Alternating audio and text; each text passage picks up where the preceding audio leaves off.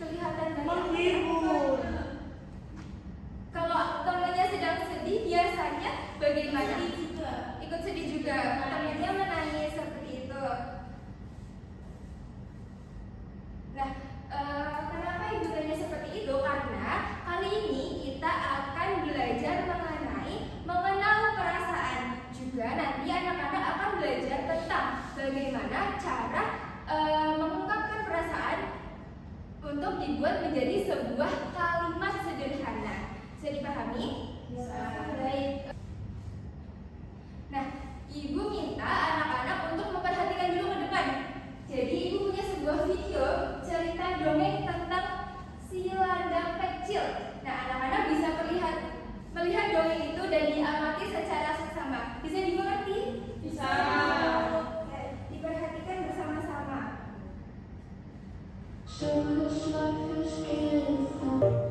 Baik, dari video yang sudah kita lihat tadi, cerita video itu tentang apa ya? Landang. Jadi landang ini di sekolahnya bagaimana? Apakah punya banyak teman atau tidak? Betul. Jadi teman-teman landang takut kalau mau mendekat dengan landang karena takut tertusuk duri. Nah, karena dijauhi oleh teman-teman, apa yang landang rasakan? Sedih. Betul. Jadi itu yang namanya perasaan sedih. Jadi ketika kita merasa tidak nyaman, terus kita merasa ingin menangis, nah itu termasuk perasaan sedih. Selanjutnya, ibu mempunyai sebuah kartu perasaan. Nanti setiap murid akan mendapatkan satu kartu perasaan untuk diamati bersama-sama.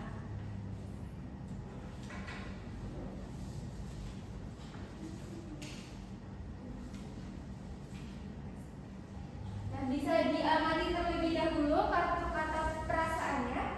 Sudah. Jadi di situ kan sudah tertera bagaimana berekspresi sedih, bagaimana jika ekspresi senang. Anak-anak sudah bisa melihat di kartu tersebut. Sekarang ibu akan mengajak anak-anak untuk mengerjakan sebuah lembar kerja murid. Nah, ini nanti dilakukan secara berkelompok. Ibu bagi dulu lembar kerjanya.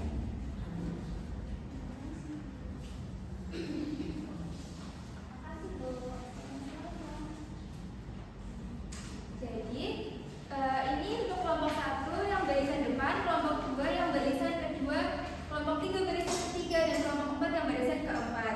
Bisa diperhatikan dulu. Jadi yang pertama-tama anak-anak harus menuliskan nama kelompoknya terlebih dahulu. Setelah itu juga menuliskan kelasnya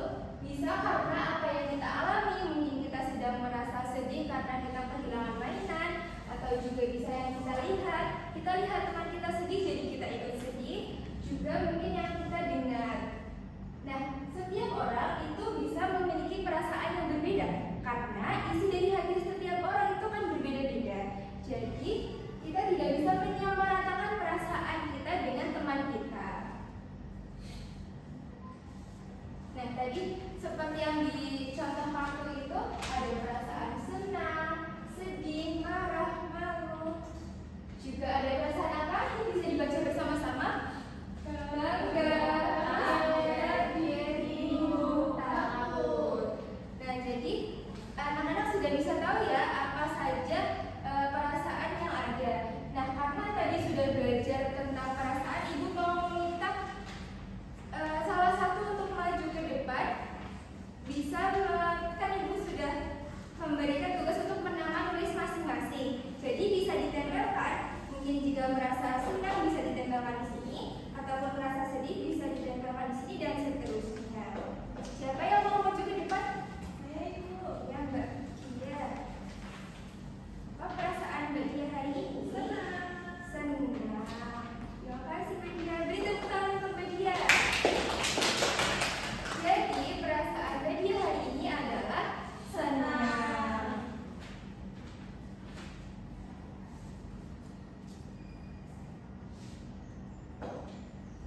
Nah, kan tadi kita sudah belajar tentang perasaan. Nah, anak-anak, kita coba kita perhatikan lagi bagaimana cara menyampaikan perasaan kita menjadi sebuah kalimat. Bagaimana ya? Adakah yang sudah tahu? Belum. Oke, baik. Jadi kita akan belajar nih bagaimana cara kita menyampaikan perasaan kita dibuat menjadi sebuah kalimat sederhana. Nah, sebuah kalimat itu pasti diawali dengan huruf kapital. Jadi huruf kapital itu apa Ibu? Misalkan ada pertanyaan seperti ini. Tulisan seperti ini.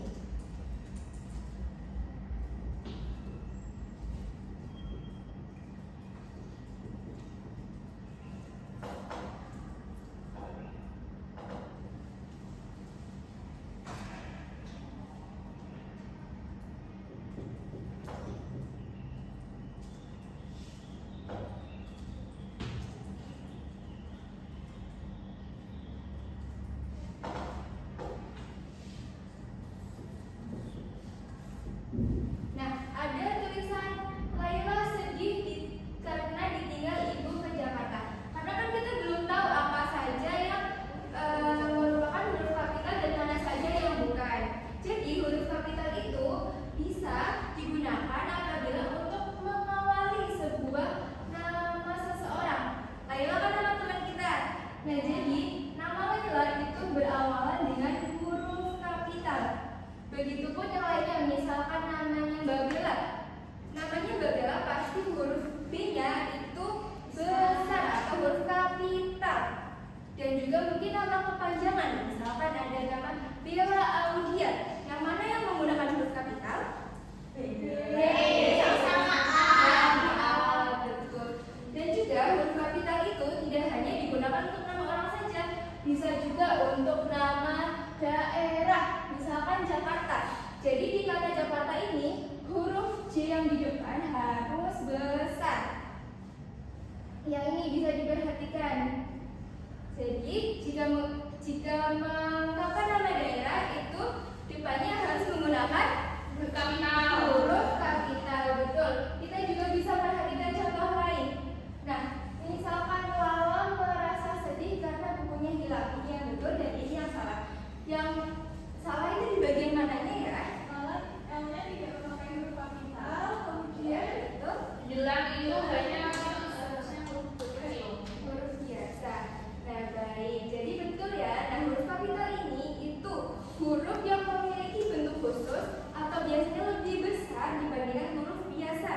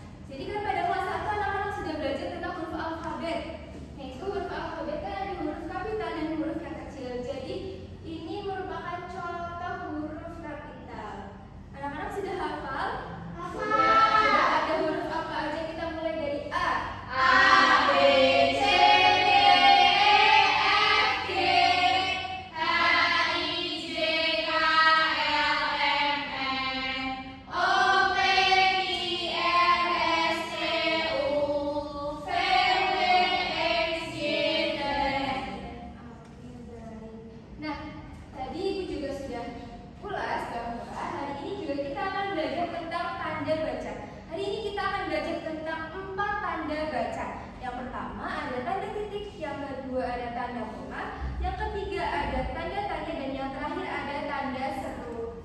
Kita langsung saja ke tanda yang pertama terlebih dahulu. Jadi tanda baca, apa anak-anak sudah tahu? Sudah. Tanda baca apa, kita bisa baca bersama-sama?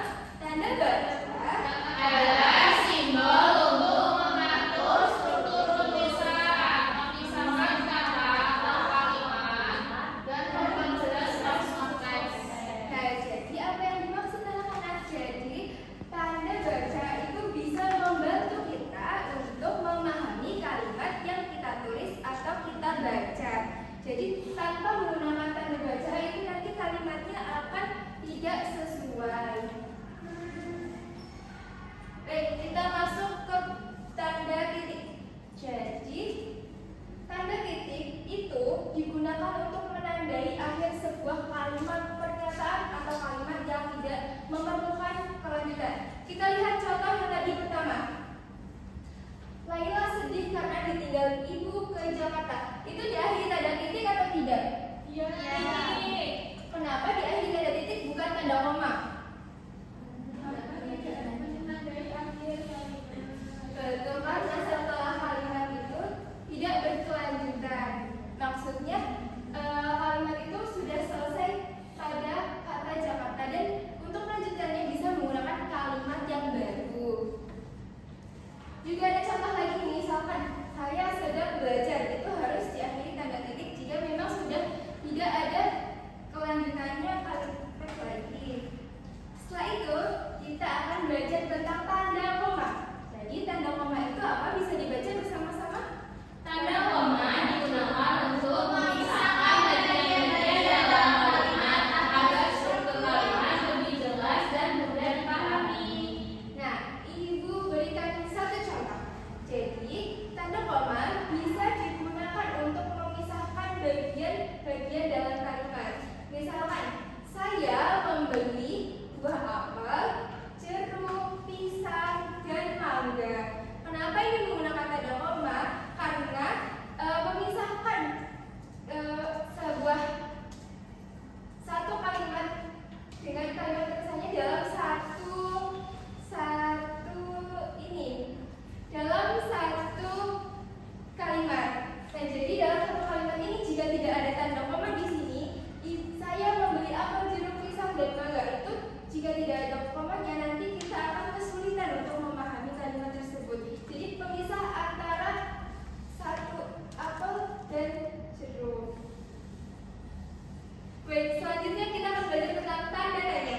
Tanda tanya digunakan untuk menandai akhir kalimat yang berupa pertanyaan. Tadi contohnya dari kelompok 2. Contohnya itu, apakah Laila sudah makan? Itu diakhiri dengan tanda tanya. Karena itu bertujuan untuk menanyakan kepada Laila apakah Laila sudah makan atau belum. Seperti itu. Baik, yang terakhir nih, tentang tanda seru. Tanda seru itu apa, Ibu? Jadi tanda seru itu digunakan untuk mengekspresikan emosi yang kuat, perintah atau larangan yang tegas, atau penekanan dalam sebuah kalimat. Misalkan Ibu akan bilang, ayo kerjakan tugas ini. Itu di akhir kalimatnya menggunakan tanda seru. Coba anak-anak bisa menyebutkan satu contoh lain lagi. Contoh tanda seru. Ayo, Bapak, boleh. Tolong tutup pintunya. Itu kan sebuah perintah ya. Jadi diakhiri tentang tanda seru. Baik, pelajaran sudah selesai. Nah, Ibu ingin mengecek apakah murid-murid sudah paham tentang materi hari ini atau belum. Jadi tadi kita sudah belajar tentang apa saja? Tanda baca. Oke, baik. Nah, setelah itu karena kalian sudah belajar hari ini, Ibu akan mengecek apakah anak-anak sudah paham atau belum tentang materi hari ini menggunakan sebuah soal. Nanti Ibu beri waktu sekitar 5 menit. Anak-anak akan mengerjakan soal 1 sampai dengan 10. Bisa dimengerti? Bisa. Ibu bagikan terlebih dahulu.